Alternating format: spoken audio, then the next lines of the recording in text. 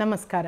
ಕಗ್ಗ ಮಾರ್ಗದಲ್ಲಿ ಮುಂದುವರಿತಾ ಇವತ್ತಿನ ಕಗ್ಗ, ಅನುರಾಗ ದುಃಖಗಳು ಮೊಮ್ಮೆ ಬಿರು ಬೀಸಿ ಮನದಿ ತೆರೆಗಳ ಕುಲುಕಿ ಕಡೆಯುವುದಂ ಒಳಿತು. ಘನ ವರ್ಷ ಬಿರುಗಾಳಿ ಬಡಿಯಲಿರುಳೊಳ್ ನೆಲವ ದಿನದ ಸೊಗಸಿಮ್ಮಡಿಯೋ ಮಂಕುತಿಮ್ಮ. 422ನೇ ಕಗ್ಗ. ಅನುರಾಗ, ದುಃಖ, ಈ ಥರ ಉತ್ಕಟವಾದ ಭಾವಗಳು ಒಮ್ಮೊಮ್ಮೆ ಬಿರು ಬೀಸಿ, ಹುಚ್ಚಾಪಟ್ಟೆ ಬೀಸಿ ಮನದಿ ತೆರೆಗಳ ಕುಲುಕಿ ಬೇರೆ ಬೇರೆ ಭಾವಗಳ ಅಲೆಗಳನ್ನು ಮನಸ್ಸಿನಲ್ಲಿ ಎಬ್ಬಿಸಿ ಕಡೆಯುವುದು ಒಳಿತು. ಹಾಗಾಗೋದು ಒಳ್ಳೆಯದು. ಯಾಕೆ?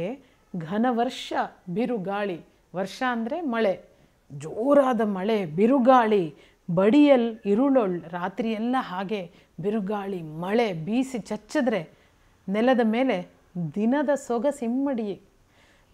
ಬೆಳಿಗ್ಗೆ ಹೊತ್ತು ಎಲ್ಲ ತೊಳೆದಿಟ್ಟ ಹಾಗೆ ಆಕಾಶ ಭೂಮಿ ಎಲ್ಲ ಸ್ವಚ್ಛವಾಗಿ ಫ್ರೆಶ್ ಆಗಿ ಎಷ್ಟು ಚೆನ್ನಾಗಿ ಕಾಣುತ್ತೆ. ಮಾರನೇ ದಿವಸ ಎಲ್ಲ ಕ್ಲಿಯರ್ ಆಗಿರುತ್ತಲ್ಲ, ಹಾಗೆ ಇದು ಓದಿದಾಗ ಏನು ಮೂರ್ತಿರಾವ್ ಅವರ ಆಟೋಬಯೋಗ್ರಫಿ ಸಂಜೆ ಗಣ್ಣಿನ ಹಿನ್ನೋಟದಲ್ಲಿ ಒಂದು ವಿಷಯ ಬರೀತಾರೆ. ಅವರು ಹೀಗೆ ಮನೆದು ಏನೇನೋ ಕಷ್ಟಗಳು, ಏನೋ ತಲೆನೋವುಗಳು, ಎಲ್ಲ ನಾನೆಲ್ಲರಿಗೂ ಮಾಡ್ತೀನಿ, ನನಗೆ ಯಾರೂ ಮಾಡೋದಿಲ್ಲ, ಈ ಥರದ್ದು ಯಾವುದೋ ಒಂದು ಸೆಲ್ಫ್ ಪಿಟಿ ಮೂಡಲ್ಲಿ ತುಂಬ ಬೇಜಾರು ಮಾಡಿಕೊಂಡು ಕುಕ್ರಳ್ಳಿ ಕೆರೆ ಬೆಂಚ್ ಮೇಲೆ ಕೂತಿದ್ರಂತೆ. ಯಾರೋ ಒಬ್ಬ ವ್ಯಕ್ತಿಯವರಿಗೆ ಸ್ನೇಹಿತರ ಪರಿಚಯ ಮಾಡಿಸುವಂತಹ ಸಂದರ್ಭದಲ್ಲಿ ಇದನ್ನು ಬರೀತಾರೆ. ಅವರು ಹಾಗೆ ಅಲ್ಲಿ ವಾಕಿಂಗ್ ಮಾಡ್ತಾಯಿದ್ರು. ಅಲ್ಲಿವರೆಗೂ ಮೂರ್ತಿರಾಯರ ಪರಿಚಯ ಅವರಿಗಿಲ್ಲ. ಓಡಾಡ್ತಾ ಇದ್ದವರು ಇದ್ದಕ್ಕಿದ್ದ ಹಾಗೆ ಬಂದು ಅವ್ರ ಪಕ್ಕ ಕೂತ್ಕೊಂಡು ಹೇಳಿ ಅಂದ್ರಂತೆ. ಇವ್ರಿಗೆ ಅರ್ಥ ಆಗಲಿಲ್ಲ, ಇವ್ರು ಇಂಥವ್ರು ಅಂತ ಗೊತ್ತಿತ್ತು, ಪರಿಚಯ ಇರಲಿಲ್ಲ, ಇದ್ದಕ್ಕಿದ್ದ ಹಾಗೆ ಬಂದು ಕೂತ್ಕೊಂಡು ಹೇಳಿ ಅಂತ ಅಂದ್ರಲ್ಲ ಅಂತ ನೋಡಿದ್ರಂತೆ. ಏನೋ ತುಂಬ ದುಃಖದಲ್ಲಿದ್ದೀರಾ, ಏನೋ ಬೇಜಾರಿನಲ್ಲಿದ್ದೀರಾ, ದಿನನಿತ್ಯದ ಉತ್ಸಾಹ ನಿಮಗಿಲ್ಲ, ಮನಸ್ಸಿನಲ್ಲಿ ಏನೋ ಕಡಿತಾ ಇದೆ, ಅದು ಏನದು ಹೇಳಿ ನನಗೆ.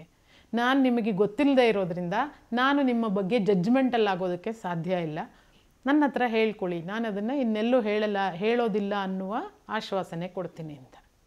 ಆ ಸಂದರ್ಭದ ಮೂಲಕ ಅವರ ಪರಿಚಯ ಬೆಳೀತು ಅಂತ ಹೇಳ್ತಾರೆ. ಯೋಚನೆ ಮಾಡಿ ನೋಡಿ, ಯಾರೋ ಮೂರನೇವ್ರ ಹತ್ರನೋ ನಮ್ಮ ಆಪ್ತರ ಹತ್ರನೋ ನಮಗೆಲ್ಲರಿಗೂ ಎಲ್ಲವನ್ನೂ ಹೇಳಿಕೊಳ್ಳಬಹುದಾದ ಯಾವುದೋ ಒಂದು ಒಂದು ಔಟ್ಲೆಟ್ ಇದ್ದೇ ಇರುತ್ತೆ.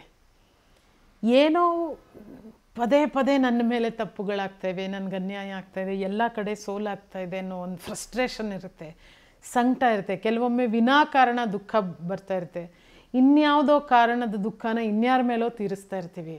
ಆ ಫ್ರಸ್ಟ್ರೇಟೆಡ್ ಸ್ಟ್ರೆಸ್ಡ್ ಔಟ್ ಮೂಡ್ ಇರುತ್ತಲ್ಲ, ಅಂತಹ ಸಮಯದಲ್ಲಿ ಆ ಒಂದು ವ್ಯಕ್ತಿಯೋ ಅಥವಾ ಏನೋ ಒಂದು ಎಲ್ಲಿ ನಾವು ನಮ್ಮನ್ನು ನಾವು ತೆರೆದುಕೊಳ್ಳಬಹುದು, ಅಲ್ಲಿ ನಾವು ಓಪನ್ ಅಪ್ ಆದಾಗ ಏನೇನು ತಪ್ಪುಗಳು ನಡೆದಿದೆ, ಆ ತಪ್ಪಿನಲ್ಲಿ ನನ್ನ ಪಾಲೆಷ್ಟು, ನಾನು ಹೀಗೆ ಮಾಡಿದರೆ ಇದು ಹೀಗಾಗ್ತಿರ್ಲಿಲ್ವಾ, ಸೊ ಇದಕ್ಕೆ ಅವತ್ತು ನಾನು ಹಾಗೆ ಮಾಡಿದ್ದಕ್ಕೆ ಇವನು ಇವತ್ತಿಂಥ ಮಾತಾಡಿದ್ನ, ಅಥವಾ ನಾನು ಅವತ್ತು ಈ ಪ್ಲ್ಯಾನಿಂಗ್ನಲ್ಲಿ ತಪ್ಪು ಮಾಡಿದ್ರಿಂದ ನನಗಿವತ್ತು ಈ ರೀತಿಯ ವ್ಯತಿರಿಕ್ತವಾದ ರಿಸಲ್ಟ್ಸ್ ಸಿಗ್ತಾ ಇದೆಯಾ, ಇದೆಲ್ಲ ನಮಗೆ ಕ್ಲಾರಿಟಿ ಸಿಗ್ತಾ ಹೋಗುತ್ತೆ.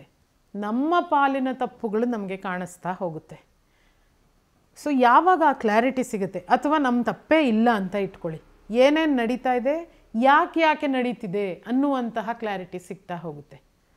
ಘನವರ್ಷ ಬಿರುಗಾಳಿ ಬಡಿಯಲಿರುಳೊಳ್, ಬೆಳಿಗ್ಗೆ ಹೇಗೆ ದಿನ ಫ್ರೆಶ್ ಆಗಿ ಕ್ಲೀನಾಗಿ ಕಾಣುತ್ತೆ, ಹಾಗೆ ನಾವು ನಮ್ಮ ಮನಸ್ಸಿನಲ್ಲಿರೋ ಎಲ್ಲ ವಿಷವನ್ನು, ಸ್ಟ್ರೆಸ್ಸನ್ನು, ಟೆನ್ಷನ್ನು ಹೊರಗೆ ಕಕ್ಕಿದಾಗ ಒಂದು ಒಳಗಡೆ ತಿಳಿಯಾಗುತ್ತೆ, ಸ್ಪಷ್ಟತೆ ಬರುತ್ತೆ, ಎದುರಿನ ಸಂದರ್ಭವನ್ನು ಎದುರಿಸೋದಕ್ಕೆ ನಮಗೆ ಒಂದು ದಾರಿ ಕಾಣಿಸುವ ಸಂಭಾವನೆಗಳು, ಎದುರಿನ ಕಷ್ಟವನ್ನು ಎದುರಿಸೋದಕ್ಕೆ ಒಂದು ದಾರಿ ಕಾಣಿಸುವ ಅಥವಾ ಒಂದು ಸೊಲ್ಯೂಷನ್ ಕಾಣಿಸುವ ಸಾಧ್ಯತೆಗಳೂ ಹೆಚ್ಚಿರುತ್ತವೆ.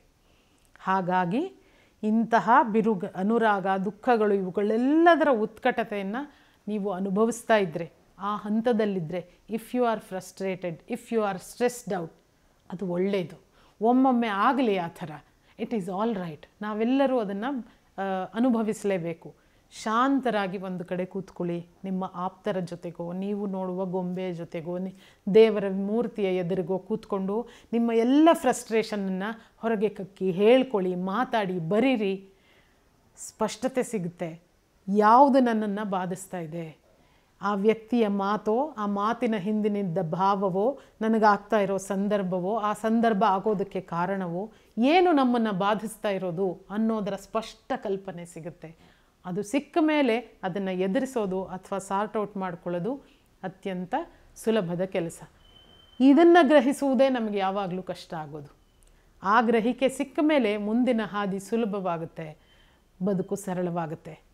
ಘನ ವರ್ಷ ಬಿರುಗಾಳಿ ಬೀಸಲಿ, ಮರುದಿನದ ಬೆಳಗು ನಿಮಗೆಲ್ಲರಿಗೂ ಸೊಗಸಾಗಿ ಹುಟ್ಟಲಿ, ಶುಭ್ರವಾಗಿ ಹುಟ್ಟಲಿ ಅಂತ ಹಾರೈಸ್ತಾ ಮತ್ತೊಂದು ಕಗ್ಗದಲ್ಲಿ ಭೇಟಿಯಾಗ್ತೀನಿ. ನಮಸ್ಕಾರ. ಅನುಕ್ಷಣದ ಸುದ್ದಿಗಳಿಗಾಗಿ ವಿಸ್ತಾರ ನ್ಯೂಸ್ ಯೂಟ್ಯೂಬ್ ಚಾನೆಲ್ ಸಬ್ಸ್ಕ್ರೈಬ್ ಮಾಡಿ. ಹೊಸ ಸುದ್ದಿಗಳ ನೋಟಿಫಿಕೇಶನ್ಗಾಗಿ ಬೆಲ್ ಐಕಾನ್ ಕ್ಲಿಕ್ ಮಾಡಿ.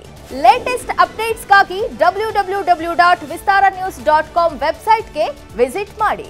ಅಂಗೈಯಲ್ಲೇ ಜಗತ್ತಿನ ಸುದ್ದಿ ತಿಳಿಯಲು ವಿಸ್ತಾರ ನ್ಯೂಸ್ ಕನ್ನಡ ಆಪ್ ಡೌನ್ಲೋಡ್ ಮಾಡಿ.